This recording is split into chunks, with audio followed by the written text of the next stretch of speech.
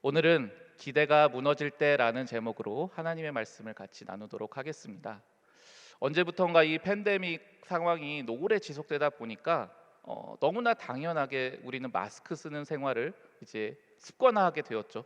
그래서 이제는 마스크를 안 쓰고 다니는 사람을 찾아보는 게 훨씬 어렵게 되었습니다. 그런데 그러다 보니까 재밌는 현상이 하나 발생했어요. 이제 소위 인터넷에서 뭐라고 얘기하느냐? 마스크 미남 미녀가 있다. 여러분 혹시 들어보셨나요? 마스크 미남 미녀. 그것은 어떻게 해서 되는 이야기냐면 이제 마스크를 쓰면 이제 눈 위쪽만 보이잖아요. 그러니까 왠지 더 잘생겨 보이고 왠지 더 예뻐 보이는 겁니다. 그래서 사람들이 미남이다, 미녀다 막 이렇게 끌리는 거죠. 그런데 이제 뭐 식당을 가거나 차를 마실 때 어떻게 돼요? 이 마스크를 벗게 되죠. 그러면 그렇게 마스크를 벗었을 때 보통 그 기대만큼 그렇게 기대 수준일까요? 아니면 좀 실망하게 될까요? 네, 굳이 질문하진 않겠습니다만 대부분의 분들이 실망을 하더라 합니다. 그래서 인터넷에서 제가 이걸 찾아보면서 이런 글들을 봤어요. 마스크에 속지 말자. 마스크 벗는 날이 오면 안 되는데. 내가 마스크 미남이란 소리를 들었는데 평생 마스크 쓰며 살아야 될까요? 뭐 이런 말들을 하더라고요. 뭐 우스갯소리이기는 합니다만 저는 이게 우리의 인간관계에도 좀 적용된다라는 생각이 듭니다. 우리가 어떤 사람을 처음 알게 되면은 처음에는 이 마스크 효과가 있는 것 같아요. 그래서 저 사람 왠지 괜찮은 것 같아. 좀 더 친해져 보고 싶어. 저 사람하고 좀 더 알아가고 싶어. 이런 마음이 들어요. 그래서 우리가 좀 더 깊은 관계를 맺게 되죠. 근데 어떻습니까? 좀 더 그 사람에게 깊이 있게 다가가다 보면은 그 기대한 만큼 그 사람이 좋게 느껴질까요? 아니면 실망하게 될까요? 물론 그건 사람마다 다르지만 많은 경우에는요, 사람인지라 알면 알수록 사실 실망하기 마련입니다. 그래서 또 그 기대가 크면 클수록 그 실망감이 더 커지기도 하는데요. 그런데 오늘 우리가 읽은 이 본문에 보면은 이처럼 누군가에게 엄청 큰 기대를 했다가 점점 그 사람을 알게 되자 실망을 크게 했던 한 사람이 이야기가 나오고 있습니다. 그 사람은 바로 세례 요한이었습니다. 이 세례 요한은요, 어떤 사람이었느냐? 예수님이 이 세상에 오셔서 사역을 시작하실 때 이 세상에 이분이 바로 예수님이다라고 예수님을 소개했던 사람입니다. 그러니 이 세례 요한이야말로 그 누구보다도 예수님에 대해서 확신에 찬 인물이었죠. 그래서 그는 그 예수님께 자신의 모든 것을 다 걸었던 사람입니다. 그런데 큰 이변이 일어납니다. 바로 그 세례 요한이 흔들리게 된 거예요. 그것도 그냥 잠깐 뭐 의심이 생기거나 또는 뭐 불안해졌거나 요 정도 수준이 아니었던 것 같습니다. 우리가 아까 읽어본 본문 19절에 보면은요, 세례 요한이 자신의 제자 중에서 두 사람을 뽑아서 예수님에게 어떤 질문을 하라고 보냅니다. 그런데 여기서 좀 이상한 거예요. 사실 어떤 질문을 하고 답을 듣는 거면 한 명만 보내도 되잖아요. 그런데 왜 굳이 두 명을 보낼까? 당시 유대 사회에서는요, 두 사람이 같은 말을 하게 되면 그것은 법정에서도 증언으로서의 효력이 있었습니다. 따라서 이러한 관습에 미루어 볼 때 이걸 지금식으로 말하면 이런 겁니다. 세례 요한이 지금 예수님에게 이 질문을 해보고 여차하면 법정 소송까지도 불사하겠다라는 그런 마음의 태도가 좀 느껴진다는 것을 짐작할 수 있습니다. 그리고 또 한 가지 근거가 무엇이냐면 이 질문 내용 자체입니다. 사실 성경에 나와 있는 표현이 점잖아서 오실 그분이 당신입니까? 아니면 우리가 다른 일을 기다릴까요? 이렇게 질문한 거지. 이게 지금 우리식으로 좀 직설적으로 표현을 하면 이런 거예요. 당신 진짜 맞아? 혹시 가짜 아니야? 사입이 아니야? 이런 식으로 대놓고 좀 상당히 무례한 질문을 한 것이죠. 이 같은 정황들을 비추어 볼 때 아마도 이 세례 요한은 지금 무언가 단단히 마음이 상해 있는 것 같습니다. 예수님께 이 사람은 뭔가를 기대하고 있었거든요. 그런데 그 기대가 크게 실망으로 되돌아온 겁니다. 그렇다면 이 세례 요한은 도대체 예수님에게 무엇을 기대하고 있었던 걸까요? 그것은 이 세례 요한이 전하라고 했던 그 질문을 통해 알 수 있는데요. 세례 요한은 제자들을 통해 예수님이 바로 오실 그이가 맞냐라고 질문을 하라고 합니다. 즉 세례 요한은 어떻게 믿었던 거냐? 예수님이 하나님이 보내실 그 성령에 예언된 그 오실 그분이 맞다라고 생각하고 있던 거예요. 그런데 살다 보니까, 이야기를 듣다 보니까 아닐 수도 있겠다, 그 기대가 무너져 내려가기 시작한 겁니다. 자, 그렇다면 여기서 우리가 핵심은 뭐예요? 이 오실 그이라는 게 도대체 무슨 말인지를 알아야 됩니다. 오실 그이가 뭐냐? 구약 성경에 의하면 이 세상의 마지막 날 하나님께서 이 땅에 보내실 분을 말합니다. 그것이 바로 세례 요한이 말한 오실 그이입니다. 그렇다면 하나님께서 이 세상의 마지막 날에 보내실 그분이 이 땅에 오시게 되면 무슨 일이 펼쳐질까요? 그분이 이 땅에 오시게 되면 이 세상의 모든 불의와 죄악에 대해서 심판하시게 됩니다. 그래서 마침내는 이 세상의 모든 역사를 마지막 끝으로 종결시키시는 분으로 오시게 된다고 그렇게 예언되어 있습니다. 자, 만약에 그 오실 그분이 그런 분이시라면 이 세상에 있는 사람들은 크게 두 부류로 나눠집니다. 그분을 간절히 기다리는 사람들과 그분이 오기를 원치 않는 사람들로 나눠지는 거죠. 그러면 어떤 사람들이 원치 않느냐? 뻔하죠. 이 세상이 좋은 사람들, 이 세상에서 잘 먹고 잘 살고 불의와 타협하면서 살고 있는 사람들은 이 오실 분이 오지 않기를 간절히 원하는 거예요.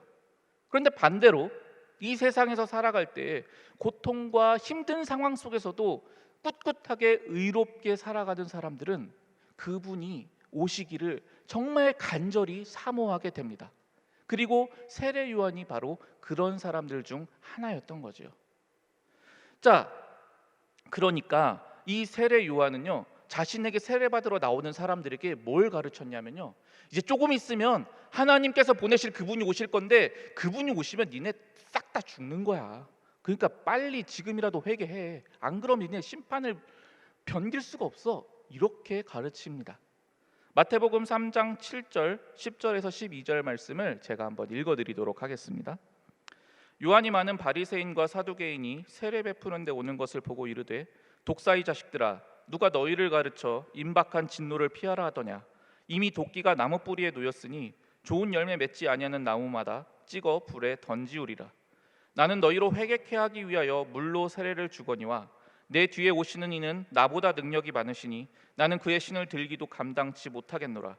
그는 성령과 불로 너희에게 세례를 주실 것이요 손에 키를 들고 자기의 타작 마당을 정하게 하사 알곡은 모아 곡간에 들이고 쭉정이는 꺼지지 않는 불에 태우시리라. 아멘. 이처럼 세례 요한은 그분이 오시면 이 세상에 하나님의 그 정의로운 심판이 임할 것이라고 확신하고 있었습니다. 그리고 예수님이야말로 바로 그 하나님이 보내시는 분이다라는 걸 그 누구보다도 강하게 확신하고 있었죠. 자, 그렇다면 그분이 오셨어요. 오셨으니까 이 땅에 그럼 무슨 일이 펼쳐져야 됩니까? 방금 이렇게 고백한 것처럼 이 땅에 의의 심판이 임해야 합니다. 모든 불의가 꺾여져야 합니다. 그런데 상황이 좀 이상하게 흘러갑니다. 분명히 예수님은 이 세상에 오셨어요. 그뿐만 아니라 세례 요한 자신이 직접 친히 이 예수님에게 세례를 베풀었어요. 그럼으로써 세상 가운데 예수님이란 분이 오셨다라는 걸 선포했단 말이에요. 그런데 현실은 아무것도 바뀌지 않는 겁니다. 여전히 강한 자가 약한 자를 괴롭힙니다. 여전히 많이 가진 자가 적게 가진 자의 것마저도 빼앗습니다. 여전히 정의를 외치는 자들이 불의한 자들에 의해서 고통을 받는 겁니다. 그리고 이 세례 요한 자신이 바로 그 좋은 예였습니다. 지금 오늘 본문을 읽어볼 때 이 세례 요한의 현재 상태가 어떠했느냐? 그는 그 당시 그곳을 다스리는 왕이 있었는데요, 그 왕이 잘못된 행동을 했어요. 그래서 그 왕에게 찾아가서 너 이거 잘못했어 라고 지적했어요. 어떻게 됩니까? 잡혀가죠. 네, 정의를 외쳤다가 그 불의한 왕한테 잡혀가서 감옥에 끌려 들어가서 고통스러운 세월을 보내고 있었습니다. 그는 하나님이 보내실 그분, 즉 예수께서 오시기만 하면 이 세상의 모든 문제가 완전히 다 해결될 거라고 믿고 있었어요. 마침내 이 땅에 하나님의 심판이 이루어지고 거꾸로 된 모든 것들이 다 정상으로 되돌아올 거라고 그렇게 믿었습니다. 그러나 아무 일도 일어나지 않았어요. 오히려 자신의 상황은 더 안 좋아졌습니다. 이처럼 변하지 않는, 아니 어찌 보면 더 안 좋아진 그 현실로 인해서 세례 요한의 그 기대는 처참하게 무너져 내린 겁니다. 흔들리고 실망스러운 마음이 온통 그의 마음을 사로잡게 된 겁니다. 그래서 그는 무례함을 무릅쓰고 예수님께 오늘 본문처럼 아주 직설적인 질문을 던졌던 겁니다. 제가 직접 예수님께 물어본 건 아니지만 아마 예수님께서도 세례 요한의 이 질문을 받으셨을 때 마음이 무척 아프시지 않았을까 생각이 듭니다. 그래도 주님께서는 이 세례 요한에게 답을 주십니다. 그런데 그 답 내용이 좀 이상합니다. 여러분, 아까 질문이 제가 뭐라고 했어요? 오실 그분이 당신입니까 아닙니까? 이렇게 물어봤어요. 그러면 보통 대답이 어떻게 나와야 돼요? 맞으면 맞다, 아니면 아니다, 이 둘 중에 하나 나와야 되잖아요. 그런데 답이 좀 이상하게 말씀하세요. 그때 마침 답을 하실 타이밍에 예수님에게 병든 사람들, 그리고 귀신 들려서 고통받는 사람들이 찾아옵니다.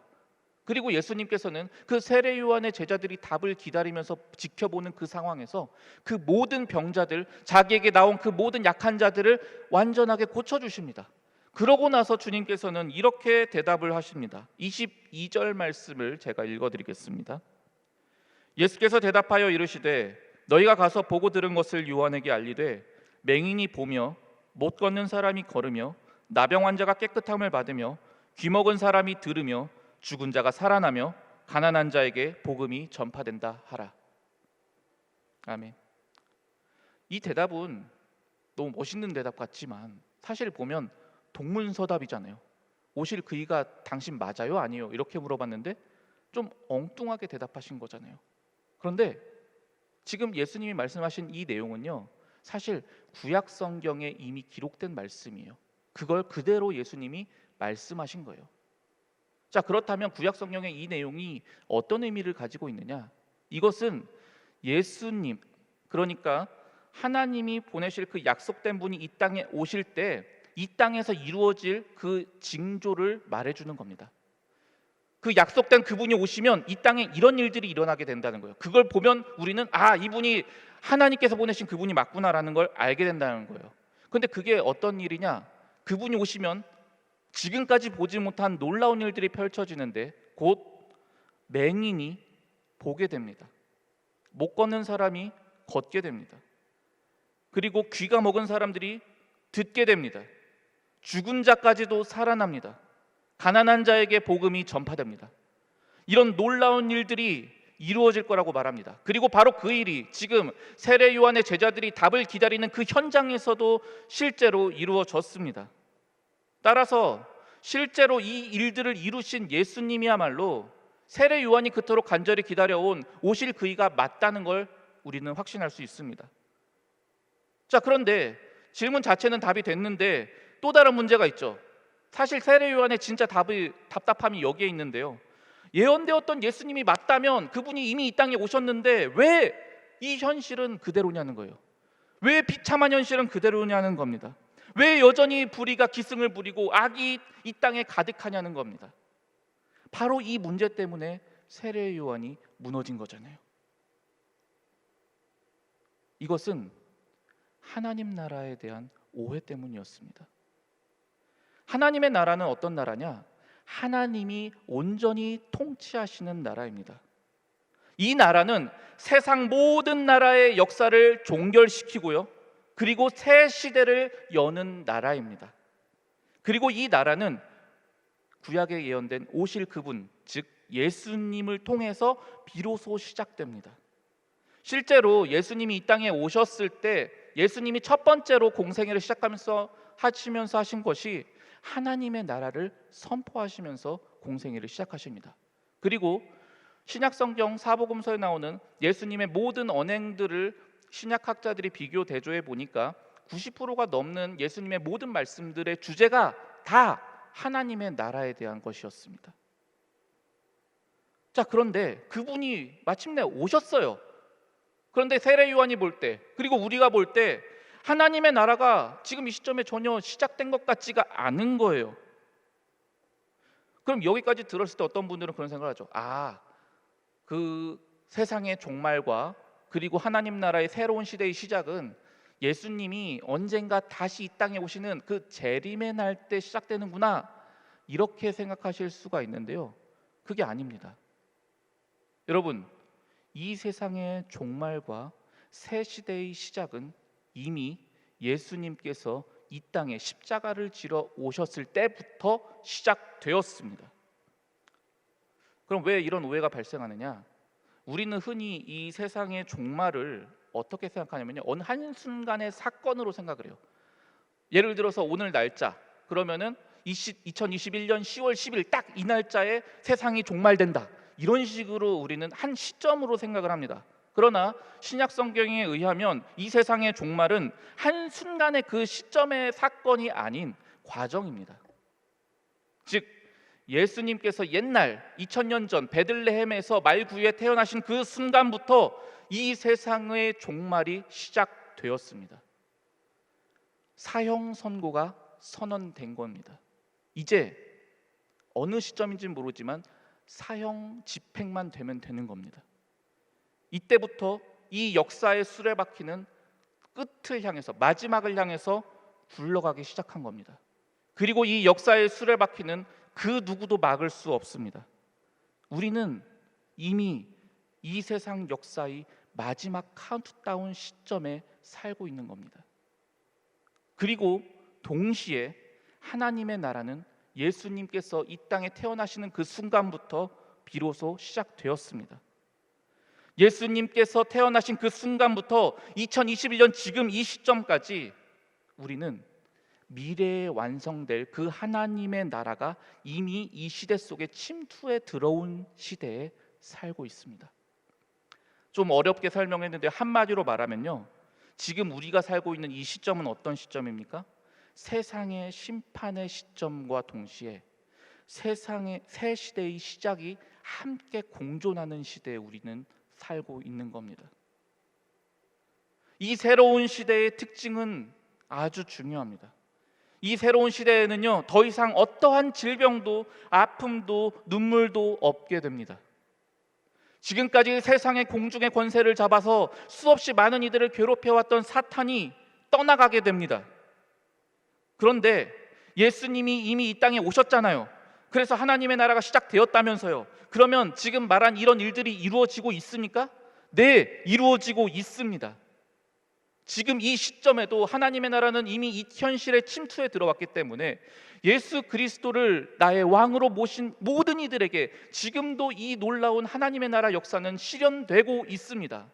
예수님 자신이 벌써 2000년 전부터 이런 기적들을 행하셨고요, 지금도 수없이 많은 역사의 곳곳에서 또 수많은 장소에서 성령님을 통해서 지금도 하나님의 나라의 이 놀라운 신비가 이루어지고 있습니다. 그리고 심판이 왜 지금 당장 눈앞에 보이지 않는 것처럼 보이는가?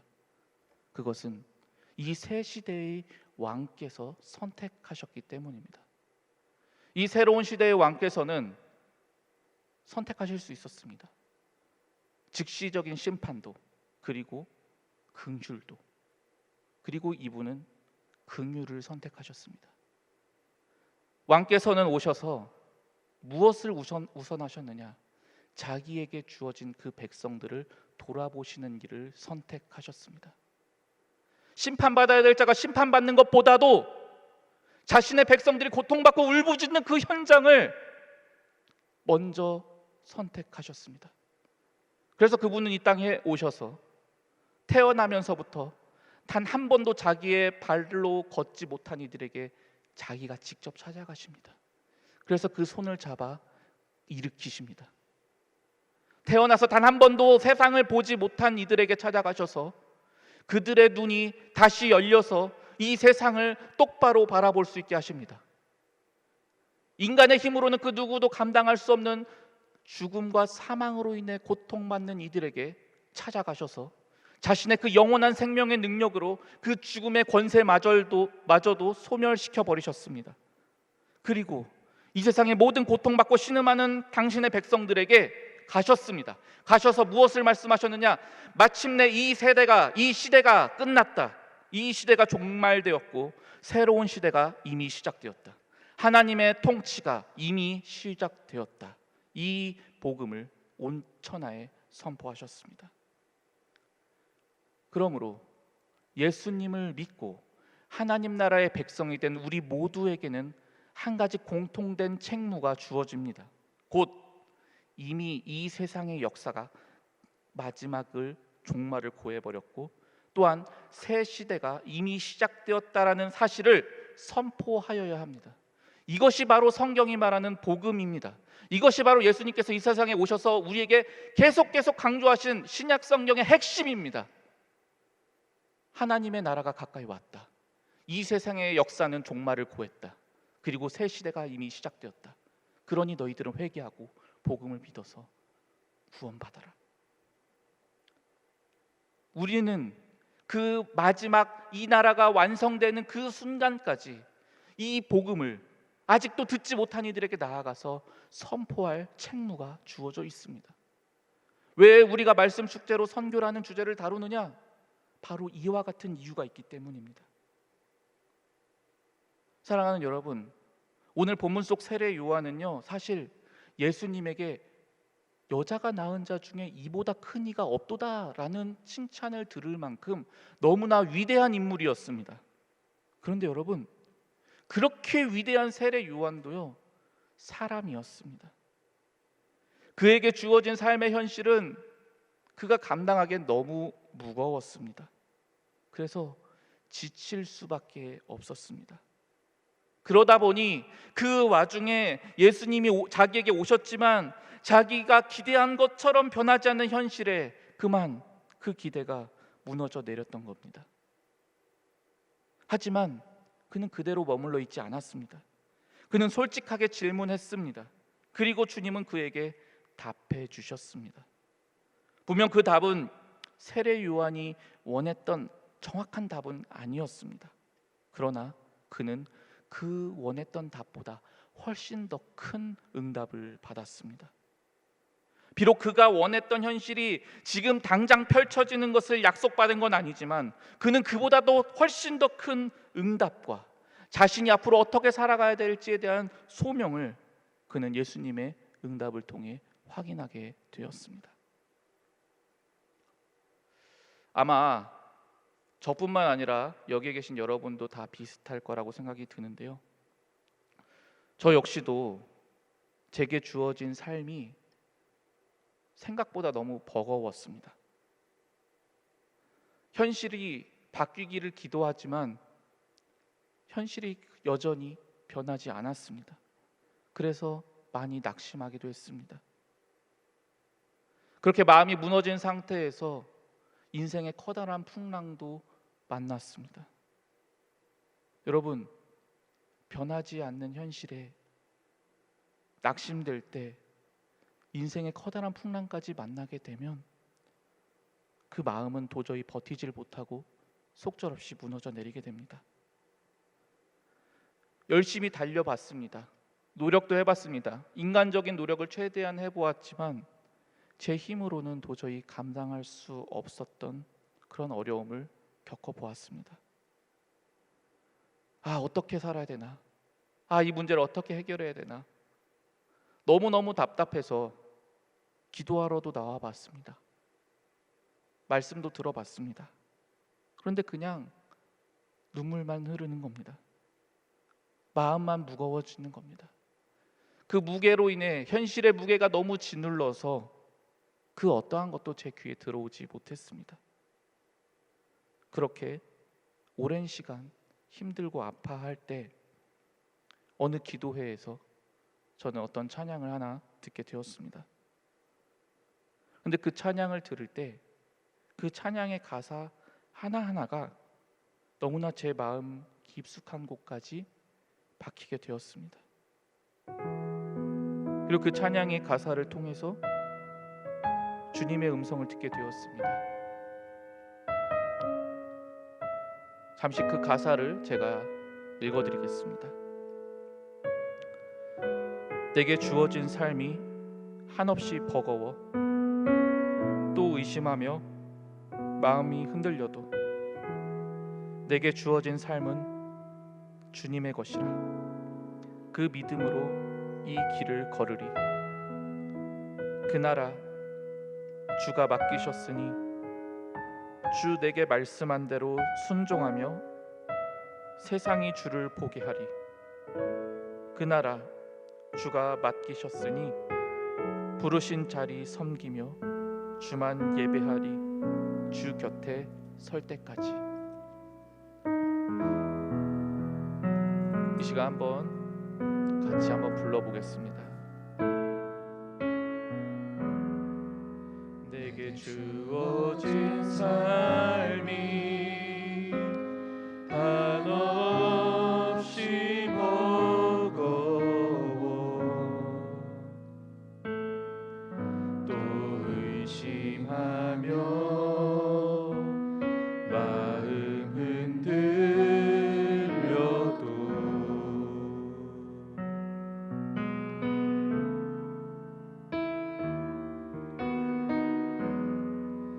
내게 주어진 삶은 주님의 것이라 그 믿음으로 이 길을 걸으리. 그 나라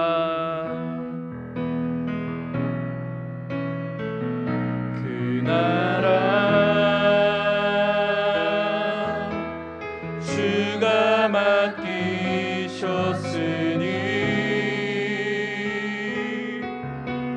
주 내게 말씀한 대로 순종하며 세상이 주를 보게 하리.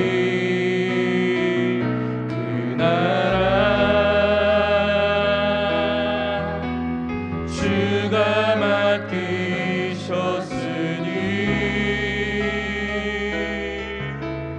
부르신 자리 섬기며 주만 예배하리. 주 곁에 설 때까지. 이 시간 잠시 불을 꺼주시면 감사하겠습니다.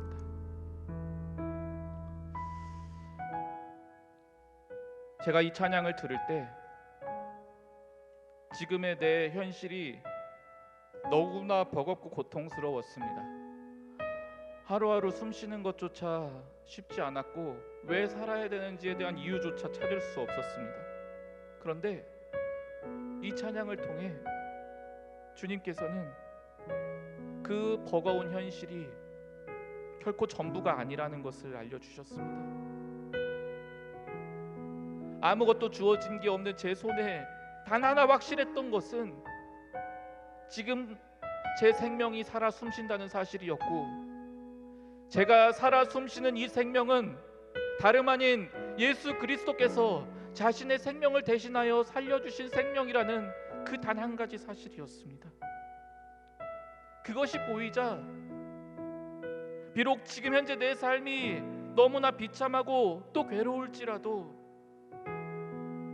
이게 더 이상 나에게 가장 큰 의미가 되지 못했습니다. 이제 나의 가장 소중한 삶의 의미는 오직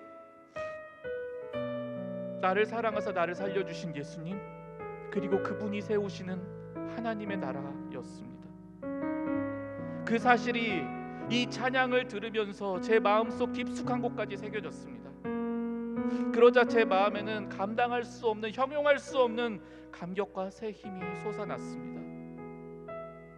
그때부터 이제 나의 삶에서 가장 중요한 것은 내 현실의 어려움과 고통이 극복되어지는 게 아니었습니다.